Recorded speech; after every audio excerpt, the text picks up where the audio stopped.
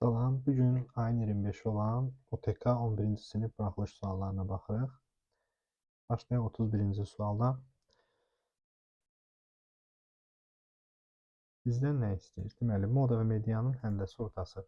Biz bildik ki, moda ən çox təkrarlanan ədəddir. Burada bizim moda 9-dur. Moda 9. Həndəsi orta median isə ədədlərin sayı əgər təkdirsə, ortaya düşən ədədimiz olur bizim medianımız.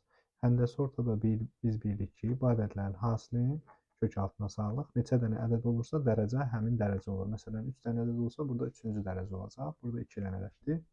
4 ilə 9-un həndəsi ortası olur 6. Keçək 32-ci suala. Paralleloqramdır. Paralleloqramın təpə nöqtələri verilib. A ilə B-nin cəmini istəyir bizdən. Burada şəkil çəkməklə də eləmək olar, amma ümumi belə bir qayda da demək olar ki, məsələn, biz bilirik ki, medianlar paralleloqramın diaqonalları kəsişmə nöqtəsində yarı-bayarı bölünür. Yəni, 2 dənə diaqonal çəksək, bunların kəsişmə nöqtədə yarı-bayarı bölünür. Yəni, bu nə deməkdir əslində? A ilə C-nin orta nöqtəsi B ilə D-nin də orta nöqtəsi olmalıdır. Burada A ilə C-nin orta nöqtəsi nədir? Toplayıb bölürük 2-yə. Orta nöqtə olur, -1 ilə 2-ni toplayırıq. Bölürük 2-yə olur 0,5. -2 ilə 3-ü toplayıb bölürük 2-yə olur 0,5.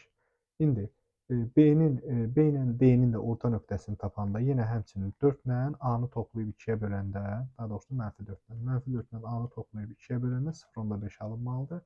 Məlum məsələdir. Yuxarıda 1 olması üçün A bərabər olur 5-ə, A-mız olur 5. Həmçinin 6 ilə B-nin cəminin yarısı da 0,5 olmalıdır. Çünki orta nöqtə 0,5, 0,5 nöqtəsidir.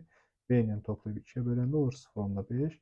Burada da B bəllidir. Yuxarıda 1 olmalıdır ki, 2-yə böləndə 0,5 olsun. B-miz də olur -5. Bizdən A ilə B-nin cəmini istəyirdi. Cavabımız olur D variantı. -5 ilə 5-in cəmi. Gəldik 33-cü suala. Tən bölən var. Tən bölənin xassəsini xatırlayırıq. D-yi AB-yə paraleldir. Verilənləri gəlin üzərində qeyd edək. B-yeni verib bizə 3. GS-ni də verib 6. Bizdən də istəyir AB parçasının uzunluğu. Baxın, burada bizə verilən bir dənə var.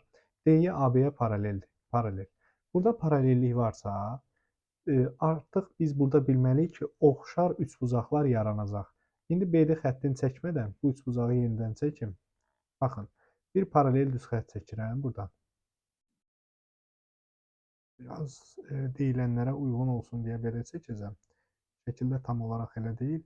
Bura 3, bura 6-dır. Baxın, buradakı bu üçbucaq və bu böyük üçbucaq bir-birinin oxşarıdır.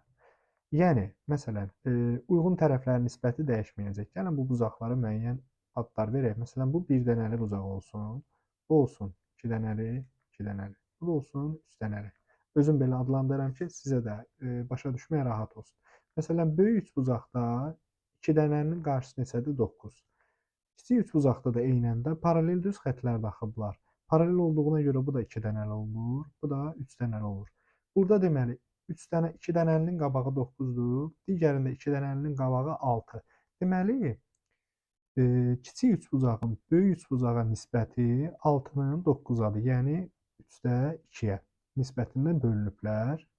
3-də 2-yə nisbətində bölünübdürsə, onda uyğun tərəflərin nisbəti də olacaq da. Bax, bura bütövlükdə 3K-dır. Bura isə olacaq 2K. Əgər bura 2K-dırsa, burada qalır deməli K. Biz indi qaydaq həminki şəklə. Bura 2K desək, burada K desək, artıq biz tənbölənin xassəsindən istifadə edə bilirik. Biz bilirik ki, X-in K-ya nisbəti 9-un 2K-ya nisbətinə bərabərdir. Yaza bilərik. X böl K bərabərdir 9 böl 2K. Burada K-ların bir önəmi yoxdur. Hər tərəfi K-ya vursaq gedir onsuz da. X bərabər də alınır 4,5 tənasübdən. Cavab olur A variantı. 34-cü sual. Dərəcənin aşağı salma düsturunu xatırlayırıq. Deməli, sinus kvadratı x bərabərdir 1 çıx kosinus 2x böl 2. Belə bir düstur var. Bunları yarım arqumentdən, ümumiyyətlə toplama düsturlarının hamısını göstərmək olur, isbat eləmək olur. Sadəcə burada yazmayacağam, vaxt çox getməsin deyə. Eyni düsturu baxın tətbiq eləyəcəyik. Yazırıq 2 vurulsun 1 çıx. Baxın, bunun arqumenti x bölü 2-dir. 2x deyirik də, x olanda 2x olursa, bunu da 2-yə vuracağıq. Olacaq kosinus x böl 2 bərabərdir 1-ə. Burada onsuz da 2-lər gedir. 1 çıx kosinus x 1-ə bərabərdir. Deməli, kosinus x bərabərdir 0. Kosinusun da harada 0 aldığına baxaq. Kosinus bizim x oxudur. Bax, kosinusun 0 aldığı bir bu nöqtədir, bir də bu nöqtə. Yəni 180 dərəcədən 1, hər 180 dərəcədən 1 0 alacaq. Deməli, x-imiz də bərabər olacaq pi böl 2 üstə gəl pi k və ya pi n. Cavabımız olur A variantı. 35-ci sual. 35-ci sualda medianın bir xassəsi var. Deməli, düzbucaqlı üçbucaqda hipotenusa çəkilən median hipotenusun yarısıdır. Bundan istifadə edəcəyik. Yəni, burada SM medianı AM və MB-yə bərabərdir. Qarşı tərəfi yarı bölür. Yəni, hipotenusu yarı bölür. Medianın gördüyü iş budur. Və hipotenusun yarısına bərabər olur. Və burada nəyə fikir verir uşaqlar? Burada SM ilə MB bərabər olduğuna görə bərabər yanlı üçbucaqlardır. Bu bucaqla bu bucaq bir-birinə bərabərdir. Nələri verib? Bizə bucaq B-ni 40 dərəcə verib. Vəssalam, bura 40 dərəcədirsə, bura da 40 dərəcədir. Bura deməli 50 dərəcədir. Çünki 90-dır, 40-dır. Burada 50 olmağa məcburdur. Bizdən nə istəyir? AMC bucağını istəyir. AMC bucağı. AMC bucağı olur bura. Baxın, buranı 40 tapmışıq. Burada 50 qalır axı. Çünki bütövlükdə 90 dərəcədir C bucağı. 50, 50 buradır. Deməli, burada qalacaq 80 dərəcə. Cavabımız olur C variantı. 36-cı suala keçək. Loqaritmik funksiyadır. Loqaritmik funksiyalarda əgər əsas 1-dən böyükdürsə, funksiyamız artan olacaq. Heç bir zaman mənfi qiymət almır və x-a 0 verəndə 1 nöqtəsindən keçməlidir. 0-1 nöqtəsindən. Digər, əgər 0 ilə 1 arasında yerləşirsə, məsələn 2-də 1 üstü x kimi göstərilsə, bu zaman artıq azalan bir funksiya olur. Baxın, bu şəkildə olacaq. Bizdə burada, biz bura baxırıq ki, bu 1-dən böyükdür. Kökdə üstə gəl 1, 1-dən böyük bir ədəddir. Ona görə də artan bir funksiya olacaq. Cavabımız olacaq B variantı. Gəldik 37-ci suala. Biz baxırıq ki, artıq bu nədir? Bu x çıx 2-nin kvadratıdır. Amma burada nəyə diqqət edirik? Kökün altından mənfi çıxa bilməz. Baxın, burada biz yazacağıq belə. X kvadrat çıx x çıx 1. Baxın, bu çölə çıxanda üstə gəl modulda çıxacaq. X, yəni kök altından çıxanda x çıx 2 modulda çıxacaq. Və modul haqqında nə deyirik? Modul haqqında deyirik ki, müsbət olanda özü, mənfi olanda əksi çıxır. Axı x 1-dən balacadır. Ona görə x çıx 2 bütövlükdə mənfidir. Deməli, bunun əksi çıxacaq. Olacaq belə. X kvadrat çıx x çıx 1. Bunun əksi nədir? 2 çıx x. Üstə gəl 2 çıx x. Burada da nə alınır ən sonda? Kök altında x kvadrat çıx 2x üstə gəl 1.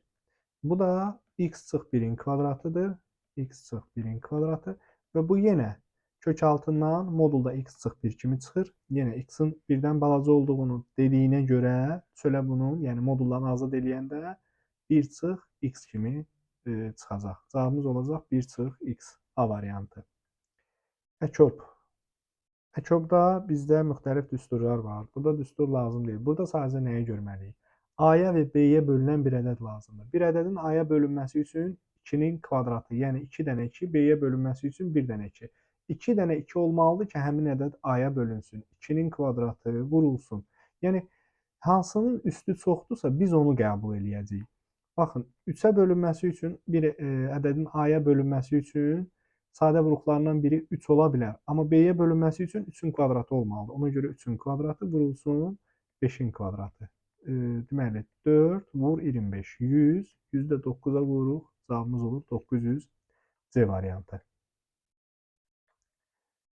39-cu sual rasional bərabərsizlikdir. Rasional bərabərsizliyin həlli zamanı Surətin və məxrəcin sıfırlarını tapırıq. Yəni həmin bu ifadəni sıfıra çevirən ədədləri tapırıq. Amma rasional bərabərsizliyi həll edəndə diqqətli olmalıyıq. Niyə? Məxrəc burada böyük bərabər yazılsa belə məxrəci daxil eləməyəcəyik. Yəni məxrəci sıfıra çevirən ədəd 3-dür. Surəti sıfıra çevirən ədəd 9. 9 daxildir, amma 3 daxil deyil. İntervallara ayırırıq. 9-dan böyük bir ədəd yazsaq, yuxarıda mənfi alınır, aşağıda müsbət. Deməli, mənfi alınacaq. Bir intervalı da tapandan sonra digərlərini bu şəkildə düzürük. Müsbət, mənfi, müsbət. Bizə də lazım olan aralıq 3-dən 9-a kimidir. Bir sözlə 3-dən 9 arasındakı tam ədədlərin cəmini istəyir. Yəni 4-dən 9-a kimi. Ədədlər ilə çox olmadığına görə düsturdan istifadə edəməyəcəyik. Elə birbaşa belə toplasaq daha yaxşıdır. 4 ilə 6, 10. Buraya da 15, bu da 15. 30. Üstünə də 9 gəlirik, 39. Cavab olur C variantı. 40-cı suala baxırıq. Verilənlər onsuz da üzərində qeyd olunub. Burada baxın, bir hündürlük çəksək, ümumiyyətlə trapeziyada hündürlük çox istifadə olunur. Burada da istifadə edəcəyik. Baxın, 45 dərəcə buradsa, burada olur 45 dərəcə. Və düzbucaqlı, bərabər yanlı bir düzbucaqlı üçbucaq yarandı burada. Biz artıq CH deyək buna. CH-ın uzunluğunu tapa bilirik. Biz bilirik ki, katetin köşdə 2-yə hasili hipotenusa bərabərdir. Onda deməli belə çıxır. Katetlərimiz bizim 4-dür. Yəni CH da 4-dür, HD də 4-dür. Digər hündürlüyü də çəksək, digər hündürlük də 4-dür, hündürlük dəyişmir. Burada da yenə bir düzbucaqlı üçbucaq yarandı. Katetin biri 4-dürsə, digər katetdə olur 3. Buna da BM deyək. BM-i tapdıq 3, HD-ni tapdıq 4 və MH da olacaq 3. Burada bir düzbucaqlı yaranıb ona görə. Yəni bu hissə nədirsə, bu hissədə həmin uzunluqda olacaq. Bizdən də AD oturacağının uzunluğunu istəyirdi. 3, 3, 4. Toplayanda cavab eləyir A variantı 10. 41-ci sual. Vurğulara ayırma ilə sadələşdirək. Məsələn, bu iki ifadədən x kvadratın çıxartsaq mötərizə xaricinə, qalır x üstəgəl y. Digər ifadəni sadəcə ilə mötərizəyə alaq. Baxın, mötərizənin açılışında x sıx y-i əldə edirik biz. Aşağıdakı ifadə x-i mötərizə xaricinə çıxarsaq, ortaq vuruq kimi, qalır x kvadrat sıx 1. Yenidən, baxın, x üstəgəl y ortaq vuruqdur. X üstəgəl y ortaq vuruq kimi mötərizə xaricinə çıxardırıq. Birinci ifadədən qalır x kvadrat. İkinci ifadənin də vurğularından biri 1-dir. Çıxılsın 1. Aşağıda da x vurulsun, x kvadrat sıx 1. İxtisar gedir. Surətdə x üstəgəl y, məxrəcdə x. Cavab olur D variantı. 42-ci sual. Tənliyin köklərindən biri m-dir. Baxın, bu bir kvadrat tənlikdir. Özü çevrilmiş kvadrat tənliyi. X kvadratının əmsalı 1-dir. Biz bilirik ki, çevrilmiş kvadrat tənliklər üçün kökləri cəmi x əmsalının əksinə, yəni mənfi b-yə, hasili isə c-yə bərabərdir 5-ə. Baxın, köklərindən birini m verib də. Biz də görürük, onsuz da bunun qabağında mənfi var. Kökləri cəmi buna bərabər olmalıdır. Yəni m üstəgəl 1-ə. Əgər köklərindən biri m-dirsə, digəri deməli 1 olmağa məcburdur. Yəni x1 bərabərdir m, x2 də bərabərdir 1 olacaq. Əslində buradan da x2-ni də x1-i də tapa bilərik. Çünki hasilləri də 5 olmalı. Deməli m də 5-dir. M-in qiymətini də tapmış olduq. Bizdən tənliyin kiçik kökünü istəyir. Cavab olacaq 1. Y variantı. Kiçik kökü olur 1. 43-cü sual sadə hesablamadır. 9-da 2, biri 9-da 2-yə böləndə 2-də 9. Üstəgəl. 9-da 5, tərsini tapırıq da 1 böl olduğuna görə 5-də 9. Onluq kəsirlə hesablasaq, ya ilə ortaq məxrəcə gətirək. 45, digərdə 18. 45 ilə 18-in cəmi elədi 63. Bu da 9-da 7. 9-da 7-yə bölmək, 7-də 9-a vurmaqdır. İxtisar gedir. Qalır 9, cavab olur 10-da 81, 10-da 81-də cavab olur D variantı, 8,1. 44-cü sual maraqlı bir sualdır. Baxaq. Tangens 60 dərəcədə bizə verir kök 3. Məxrəcdə də sinus 20 dərəcə. Çıxılsın 1 böl kosinus 20 dərəcə. Bərabərdir. Ortaq məxrəci gətirsək, sinus 20 dərəcə, kosinus 20 dərəcə. Deməli, bunu kosinus 20-yə vurmuşuq, surətini də kosinus 20-yə vuruq. Olur kökü 3 vurulsun kosinus 20 dərəcə çıxılsın, 1 vurulsun sinus 20 dərəcə. Bu tip müsəllarda baxın uşaqlar, burada kök 3 və 1 var. Bunların kvadratları cəmi 2 eləyir. O düsturlar əsaslanır toplama teoreminə, sinuslar və kosinus trigonometrik funksiyalarda. Nə edə bilərik? Bax, burada başlıca bizim görəcəyimiz iş nədir? Kök 3 və 1-in kvadratları cəmini tapırıq. Kvadratları cəmi bilirik 4 edir. Kök altda 4-dən də 2 çıxır. 2-ni çıxarıq mötərizə xaricinə. Qalır, əgər 2-yə bölmüşəmsə hər bir ifadəni, elə bir qalır kökdə 3 bölü 2 kosinus 20 dərəcə çıxılsın 1 böl 2 sinus 20 dərəcə. Məxrəci də olduğu kimi saxlayaq hələ ki. Sinus 20 dərəcə vurulsun kosinus 20 dərəcə. Bərabərdir. Baxın, yuxarıda bir şey eləməmişik. 2-ni mötərizə daxilinə vuranda yuxarıdakı ifadəni əldə edirik. Burada, baxın, kök 3 bölü 2 və 2-də 1 elə bir ədədlərdir ki, kvadratları cəmi 1-dir. Deməli, məsələn, elə bir alfa bucağı var ki, sinus, kosinus həmin o alfa bucağında dəyərləndirəndə kökdə 3 bölü 2 və 2-də 1 verir bizə. Bunu da biz bilirik, yəni bilməliyik əslində.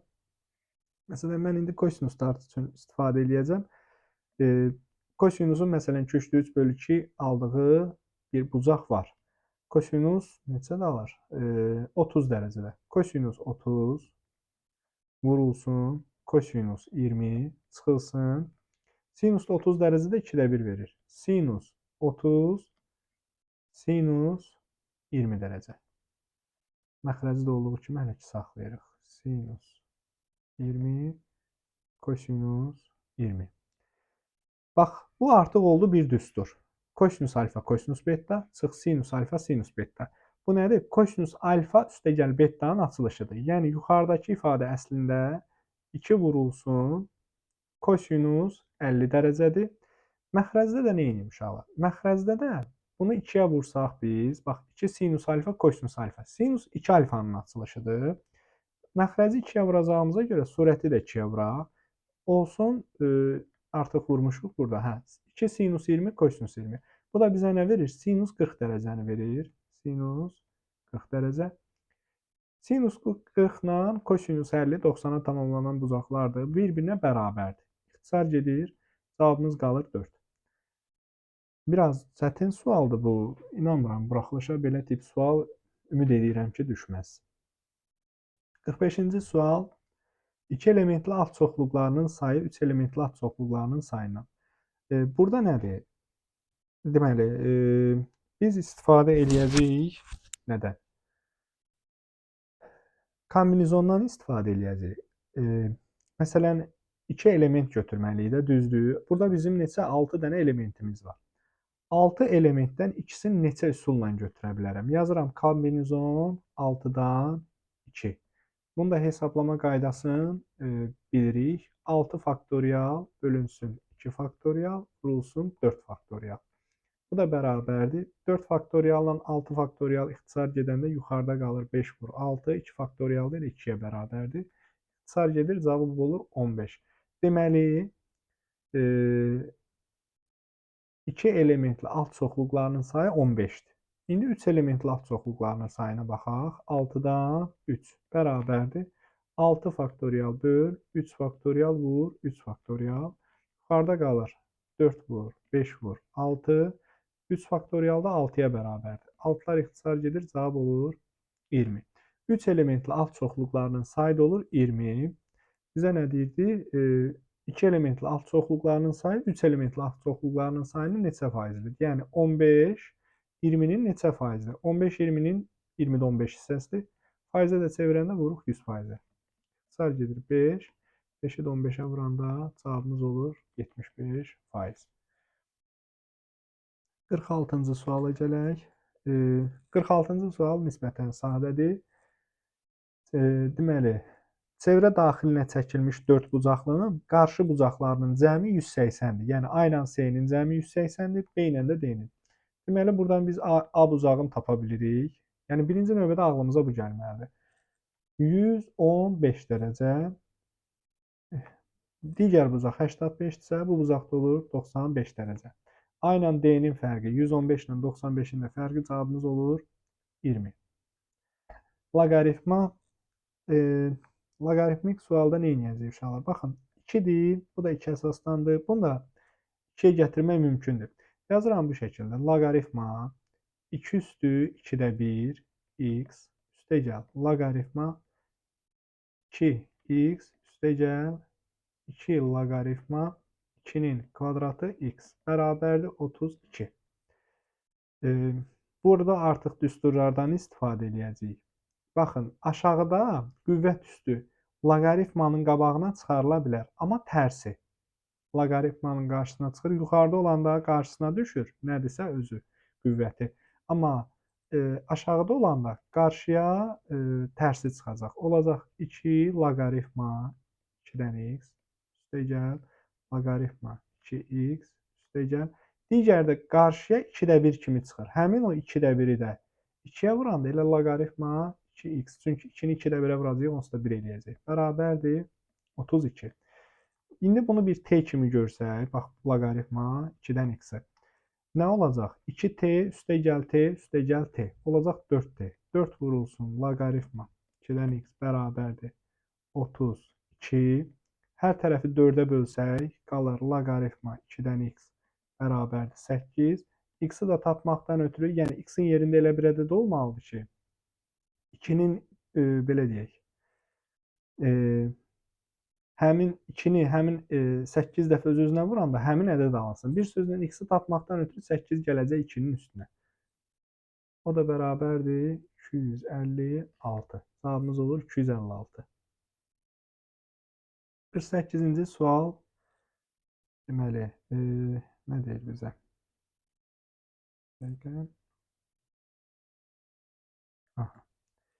Tərəflərin uzunluqları tam ədədlərdir. ABCD və MNKD.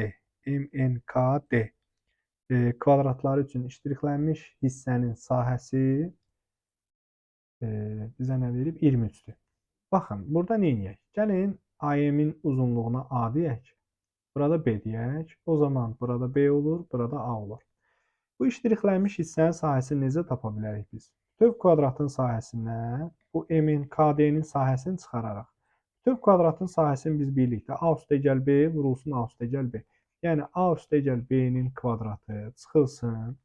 B-nin kvadratı bərabərdir 23-ə. Bizə M-in iştirilmişin sahəsi nə? 23-dür.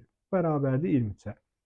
Mötərizəni açanda B kvadratlar gedəcək. Qalacaq A kvadrat üstə gəl 2AB bərabərdir 23-ə. A ilə B-nin tam ədədlər olduğunu verir. Burada A-nı mötərizə xaricdə çıxarsaq qalır A üstə gəl 2B bərabərdir 23. A əgər tam ədəddirsə, burada iki variant var.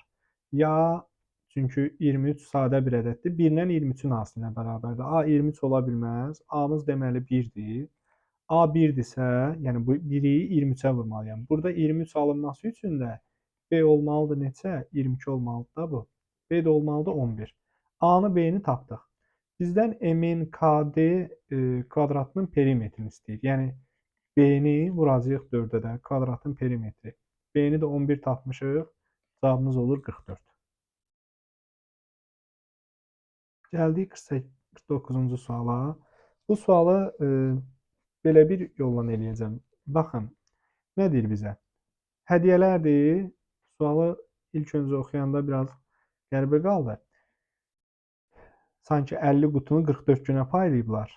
Belə deyir. Qalan hissəsini isə hər gün 50 qutu olmaqla 44 günə bitirilməlidir. Yəni ümumi günlərin sayı 44 dənədir. Necə deyir? Bayram 5-də 2 hissəsi. Məsələn, 40 qutunu məsələn deyirəm, x günə paylayacaq, düzdür? Deməli, 40 qutunu x günə paylayırsa, 40x qutunu paylamış olur. Və bu 40x nəyə bərabərdir? Ümumi qutuların sayına da bir t deyək. T desək, 40x bərabərdir qutuların, ümumi qutuların 5-də 2 hissəsinə. Bir də nə bilirik? 50 qutu paylayacaq. 50 qutunu da, məsələn, tam 10 gün 40 qutu paylayıbsa, digər 34 gündə 50 qutu paylayıb da belə çıxır. 44 çox x yazacaq. 44 çox x bərabərdir nəyə? Qalan hissəyə. Qalan hissəmizdə bizim 5-də 3-dür. 5-də 3 t'yə. İndi neyniyək? Yuxarıda çarpaz vursaq, əvəzləmə ilə eləsək məncə daha rahat olar. Olar 200x bərabərdir 2t'yə, t də bərabərdir 100x-a. Buradakı t'nin yerinə də aparaq 100x-i yazaq. 50-ni 44-ə vururuq, olur 2200 çıxılsın 50x bərabərdir. T'nin yerinə 100 yazanda 100-ün 5-də 3-ü də 60 edir. 60x. 2200 bərabərdir 110x-a. X da bərabərdir 50-ni digər tərəfə keçirdiyimdə. X da bərabərdir 20-yə. X-i 20 tapdıq. Aparıb yerinə qoyub artıq bütün cavabları tapmaq olar. Deməli, birinci gün 800, yəni birinci ilk dəfə üçün 5-də 2-sini paylayanda 800 qutu paylayıb 20-ni vurduq nəyə? 40-a. 24 gündə 50 qutu paylayıb 24-ü də 50-yə vuranda eləyir 1200. Bunları da cəmi eləyəcək 2000. Cavabımız olur 2000. Belə düşünülə bilər. Fərqli bir yolla videonun sonunda çalışaram başqa bir yolda göstərim buna o yolun. 50-ci sual. Romb A-im B-imə bərabərdir. A-ni veribdir 2. Yaxınlaşdıraq bunu. Deməli, A-in 2-dir. İndi 6-dır. Deməli, paralelogramın tərəfi 8-dir də, belə çıxır. Bura 8-dir. A-im ilə B-im bərabərdirsə, onda bura 4-dür, burada 4-dür. Baxın, burada yaranan düzbucaqlı üçbucaqlı. Kiçik üçbucaqda biz nə görürük? Katetin biri 2-dir. Deməli, bura 30 dərəcədir. Betonus 4-dür. 90-ın qabağı 4-dür. Burada olur 2 kökdə 3. Yəni, bir sözlə rombun iti bucağı 60 dərəcədir. Baxın, bura 60 dərəcədir. Bura 60-dırsa, burada olur 120. Çünki demişik, paralelogramın istənilən növündə eyni tərəfə birləşik bucaqların cəmi 180 dərəcədir. 120 tapdıq. Bizdən də MC-nin uzunluğunu istəyir. MC-ni də necə tapaq? Baxın, bir üçbucaqdır. Bir üçbucaqda iki tərəf verilib və onlar arasında qalan bucaq verilib. Üçüncü tərəfi tapmaq üçün istifadə edəcəyik kosinuslar teoremindən. Kosinuslar teoremi necə idi? S kvadrat bərabərdir A kvadrat üstəgəl B kvadrat çıxılsın 2AB kosinus alfa. Burada S-imiz bizim bilinməyəndə x deyək lap bura. X-in kvadratı bərabərdir 4-ün kvadratı 16 üstəgəl 8-in kvadratı 64 çıxılsın 2 vurulsun 8 vurulsun 4 vurulsun. Kosinus 120 dərəcədə bizə verir mənfi 2-də 1. Vurulsun mənfi 2-də 1. Burada ikilər belə ixtisar getsə, bir də burada da mənfi var, burada da mənfi var. Toplamaya çevriləcək. X kvadrat bərabərdir. Bu ikisini cəmi eləyir 80 üstəgəl. Bu ikisini top vuranda eləyir 32. O da bərabərdir 112. X kvadrat 112 isə x olacaq kök altında 112. Mənfisini götürmürük. Nəyinsə uzunluğu mənfi ola bilməz. Oldu cavabımız kök altında 112. 51-ci sual. Yeganə həlli var deyir. Baxın, burada necə düşünmək olar? Məsələn, mən belə bir şey yazsam, x böyükdür 6-dan, bir də digərində də tapsam x kiçikdir 10-dan. 6 ilə 10 aralığında müxtəlif ədədlər var. Əgər yeganə həll deyirsə, burada m ilə m bərabərdir. Və yaxud belə yazaq. M ilə n-in bərabərliyi yox. Belə istifadə edək uşaqlar. Gəlin yuxarıdan x-i tapaq. X-lar bir-birinə bərabər eləyəcək. Yuxarıda x-i tapanda nə olur? X bərabərdir. M-dən 3-ü çıxıb böləcəyik 2-yə. Olacaq m çıx 3 böl 2. Digərində nə tapırıq? Daha doğrusu böyük bərabərdir. Bir dəqiqə bağışlayın. X böyük bərabərdir bu ədəddən. Birdən nə alırıq? X kiçik bərabərdir. Yenə n-in üstünə 4 gəlib böləcəyik 2-yə. Olacaq n üstəgəl 4 böl 2. İndi yeganə həll olması üçün bu iki ifadə bir-birinə bərabər olmalıdır. Yenə deyirəm, əgər biz x 6-dan böyük 10-dan balaca 2 dənə ayrı-ayrı tapsaq, o aralıqda yerləşən müxtəlif ədədlər var. Burada da birin böyük bərabər, birin kiçik bərabər verir. Deməli, bu iki ifadə bir-birinə bərabərdir. Sadəcə bunları bir-birinə bərabər edəcəyik. m çıx 3 böl 2 bərabərdir n üstəgəl 4 böl 2. Hər tərəfi 2-yə vursaq, qalır m çıx 3 bərabərdir n üstəgəl 4-ə. N-i sola, mənfi 3-ü də sağa keçirək. Olur m çıx n də bərabərdir. Mənfi 3-ü sağa keçirdən olur müsbət 3. 4-dən toplayırıq. Edir 7. M çıx n bərabər olur 7-yə. 50. Neçənci sual? İkinci sual. Maraqlı sualdır. Nə deyir bizə? Bərabər tərəfli üçbucaqdır. Onu qeyd elədik. AB və D tərəfinə toxunur. Toxunma nöqtəsi C təpəsindən keçir. Aha, çevrənin üzərindədir C nöqtəsi. BY-ni verib 4. YC-ni verib 9. Yox, 5. Deməli, AD parçasının uzunluğunu istəyir. Baxın, burada biz nə görürük? B nöqtəsindən bir dənə toxunan çəkilib, bir dənə də kəsən. Bizim belə bir düsturumuz var, qaydamız var. Bir nöqtədən çevrəyə gəl bir dənə toxunan, bir dənə də kəsən verilibdirsə, toxunana T deyək, bura A deyək, burada B. Toxunanın kvadratı bərabərdir. Bütöv kəsən, yəni A üstəgəl B vurulsun. Onun xaricdə qalan hissəsi A. Baxın, bu düsturdan istifadə edəcəyik. Burada nə olacaq deməli? Yenə deyirəm, burada BC ilə hələ ki BD-yə baxırıq, bu ifadəyə baxırıq. Deməli, bura bir x desək, yəni DB parçasına, olur x kvadrat bərabərdir. Bütöv kəsənin uzunluğu nə qədərdir? 9. Vurulsun. Xaricdə qalan hissəsi nə qədərdir? 4. X bərabər olur 36, 36-dan da 6 çıxır. Baxın, x-i tapdıq 6. Axı bizə bərabər tərəfli olduğu demişdi. Tərəfin biri də bilirik də 9-a bərabərdir. Onda AD parçasına da qalır 3. Bütöv 9 olmalıdır ona görə. 53-cü sual funksiya ilə bağlı. Absis oxunun kəsdiyi nöqtə, baxın, hər hansısa bir funksiyada, belə bir funksiyada absis oxunu kəsdiyi nöqtə funksiyanın sıfırları olan nöqtədir. Ordinat oxunu kəsdiyi nöqtə də funksiyanın sərbəst həddidir. Yəni, sərbəst hədd nə olur? Əslində, bu nöqtə nədir? Bu nöqtənin koordinatı barədə biz desək, bu nöqtə 0, hər hansısa bir nöqtədir. 0, y nöqtəsi deyək. Burada, yəni y oxu üzərində bütün x-lar 0-a bərabərdir. X-a 0 verəndə nə olur? Sərbəst hədd qalır daha sonra. İndi, nə deyir? Deməli, A və B absis oxunu. Yəni, x-a 2 verəndə y-imiz 0-a bərabər olacaq. X-in yerinə aparıb 2 yazırıq. Olur 4 çıxılsın. A üstəgəl 1 vurulsun 2 üstəgəl A çıx 4 bərabərdir 0-a. Bu tənliyi həll edək. Burada 4-lər gedir. 1 mənfidir, 1 müsbət. Qalır mənfi 2A çıx 2 üstəgəl A bərabərdir 0. A-ları digər tərəfə keçsək məncə daha yaxşı olar. Mənfi 2 bərabərdir 2A çıx A. Buradan da A bərabərdir mənfi 2. A-nı tapdıq. Amma bizdən B ilə C-nin nöqtələrin absislərinin cəmini istəyir. A-nın yerinə aparaq mənfi 2-ni yazaq. Funksiyamız artıq görək hansı bir şəkildədir. Deməli, fx funksiyası bu şəkildəymiş. X kvadrat çıxılsın. Mənfi 2 yazanda mənfi 2-nin üstünə 1 gəlir. Mənfi 1. Mənfi 1. Burada bir dənə də mənfi var. Olur müsbət. Artıq, aha. Müsbət x. Burada nə olur? Deməli, mənfi 2 yazanda mənfi 2-dən də 4-ü çıxırıq 6. Çıxılsın 6. Baxın, funksiyamız bu şəkildədir. A nöqtəsinin koordinatlarını tapmışıq. B nöqtəsinin də koordinatları. Yəni, bu tənliyin köklərini tapırıq. 0-a bərabər eləyirik. Yenə deyirəm.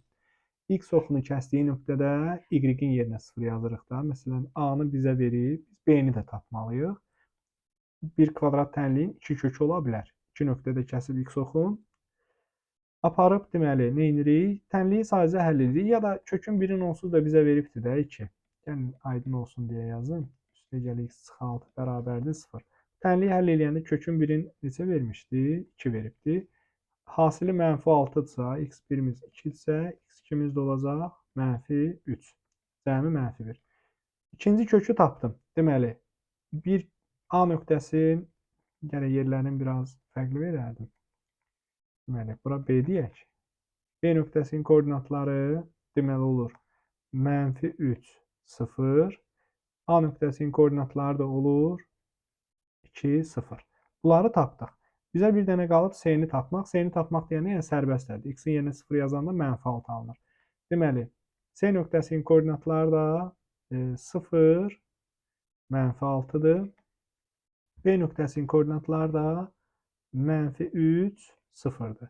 Bizə deyir absisləri cəmini. Absisləri yəni 0-la -3 toplayırıq. 0-la -3-ün də cəmi son cavabımız olur -3. Gəldik vektorlarla bağlı suala. AB vektoru deyir. Baxın, AB vektoru deyirsə, burada B-nin uyğun koordinatlarından A-nın uyğun koordinatlarını çıxırıq. Yəni AB vektorumuz bizim olacaq 2-dən -1 çıxırıq 3, 3-dən də 4 çıxırıq -1. AB vektorunu tapdıq. Bir də AC vektorunu tapaq. AC vektoru. AC vektoru da olacaq deməli 5-dən çıxırıq -1-i 6, -6-dan da 4 çıxırıq -10. Bizə skalyar hasilini istəyir. Skalyar hasil zamanı yenə uyğun koordinatların bir-birinə vurub cəmləyirik. 6-nı 3-ə vururuq, eləyir 18, toplayırıq daha doğrusu.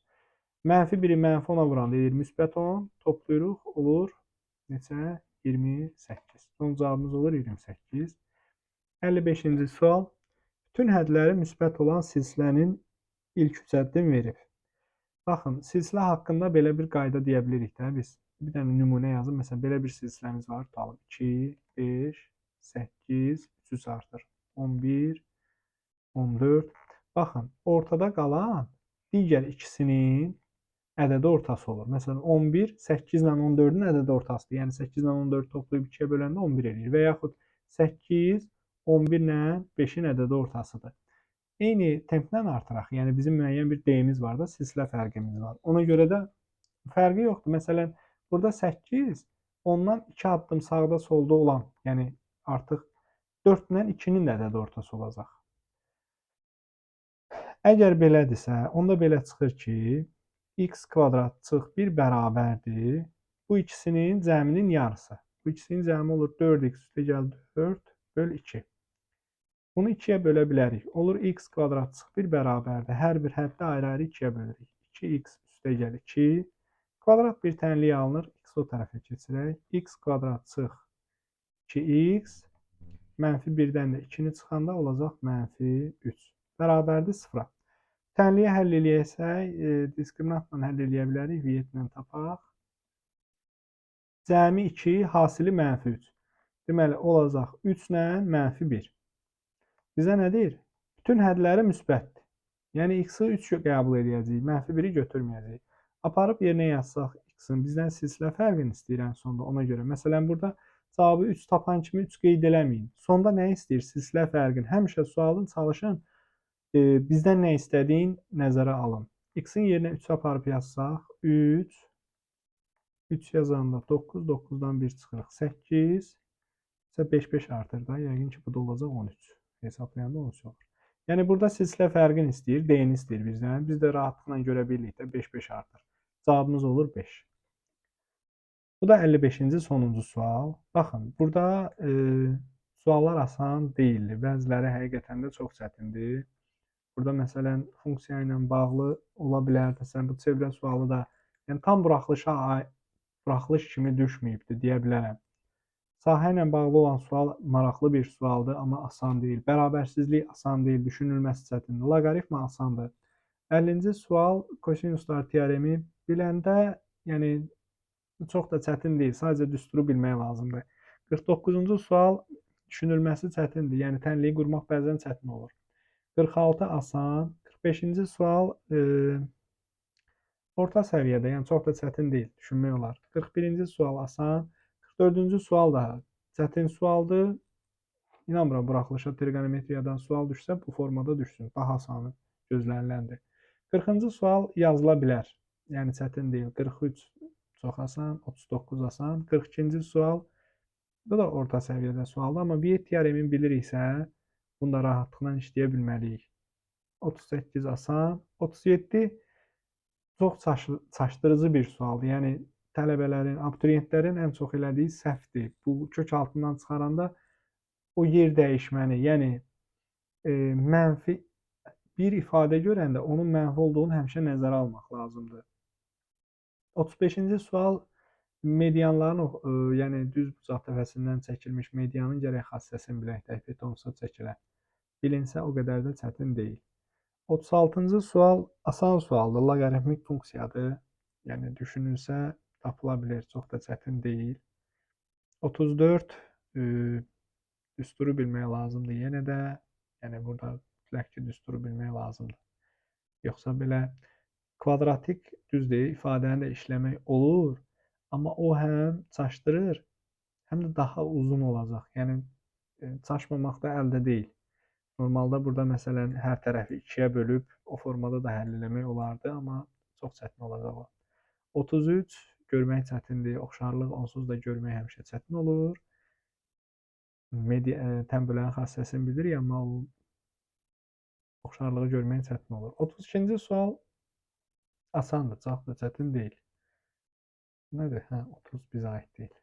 31-ci sual da çox asandır. Burada deməli biz dedik ki, son olaraq bu məsələnin bir başqa versiyasına da baxaq. Necə baxa bilərik? Deyirəm ki, tutalım x qədər bizim nəyimiz var? Qutularımız var. 5-də 2x. Bu birinci gün paylanandır. 5-də 2x. 5-də 3-ün də digər gündə paylayıblar. Digər neçəsə gündə. Və biz necə ifadə edə bilərik bunu? Bir gün 40 qutu paylayıb da, hər gün 40 qutu paylayıbdırsa, deməli, məsələn 5-də 2x, məsələn tutalım 200 dənə qutu paylayıb, gündə 40 qutu. 200 qutunu, yəni qutunun sayın, daha doğrusu, qutunun sayın bir gündə nədir? Paylanılmış qutuların sayına böləndə biz günlərin sayını tapmış olarıq. Belə yaza bilərik. 5-də 2x böl 40 üstə gəl. Biraz səliqəli olsun deyə burasını silib. 5-də 2x böl 40 üstə gəl. 5-də 3x geri qalanında bu qədərdir. Böl 50. Bu da 50 qutu paylamır bir günə. 5-də 3x qədər qutu var. Məsələn, tam 500 dənə qutu var. Günə 50 dənə qutu paylayırsa, 500-ü 50-yə bölüb günlərin sayını tapırıq da. Və ümumi günlərin sayı nəyə bərabər olur? 44-ə. Bu tənliyi həll edib də cavabı tapmaq olar. Necə deyək? Ortaq məxrəci gətirək. 200-də deməli 5-ə vursaq olur 2x üstə gəl. Bunu da 4-ə vuranda olur 5-də 12x. Bərabərdir 44-ə. Çarpaz şəkildə vursaq, bu da 2,4 edir də. 2 ilə toplayanda olur 4,4x bərabərdir 44 vurulsun 200. Hər tərəfi 4,4-ə bölsək, burada qalır 10, x də bərabərdir 2000. Yenə də cavab 2000 tapmış oluruq. Belə də işlənə bilər. Bu qədər. Suallar amma ümumilikdə, yenə deyirəm, buraxılış tipli deyil, daha çətin suallardır. Yəni, trigonometriyanın bəzi sualları olsun, burada məsələn, keçən il xatırlayıram ki, trigonometrik tənlik çox sadə düşmüşdü. Yəni, orada dərəcə falan aşağı salma yox idi. Sadə bir trigonometrik tənlik idi. Buraxılış imtahanında. Ümid edirəm, yaxşı bir nəticə. Yəni, bu sınaqdan 20 plus yazan bir şagird blokdan da çox yaxşı nəticə verəcək. Amma aşağı yazmaq o demək deyil ki, siz riyaziyyatdan zəifsiz, 3-cü qruplar, 5-ci qruplar, 4-cü qruplar, yəni bu buraxılış sınaq imtahanından zəif yazmısınızsa, ümidsiz olmayın. Yəni, inanmıram ki, bu qədər çətin düşər.